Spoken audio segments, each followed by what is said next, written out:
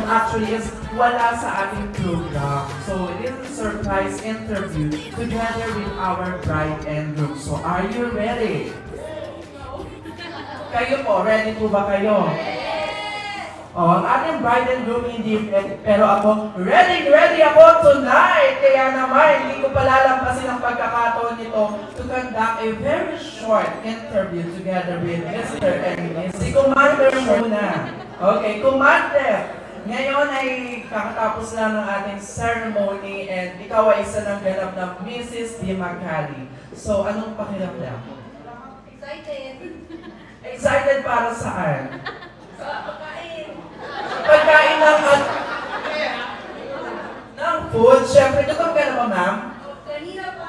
Kanina pa, actually, sa dressing room pa lang, kanina pa siya nagugutom. Kaya very much excited. And aside from that, what do you look forward na ikaw ay isa na missing? Mga toys. Included ka ba sa mga toys na to? Ay, huwag naman. Wag naman. Okay, sige, sir. Hello, sir. Sa kabila. Hello? Ngayon na ikaw ay bagong bagong kasal na. Ano naman ang pakiramdam mo?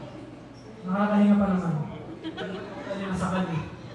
Nakakahinga pa naman. So, siguro ikaw yung tamang tao para sumagot itong next question ko. So, you are now going to have your own family since tapos na inyong kasal. So, how many children ba ang pinaplano nyo ni Ma'am Gigi? Pwede bang after 2 years muna? Then, after 2 years, how many children? Depende. Depende saan. Depende. Okay, depende sa pera. Mahal magkaanak. Mahal mag-answer, sir. How about you, ma'am? Are you... Kasi may balak pa itong bumili na ng mga G.I. Joes.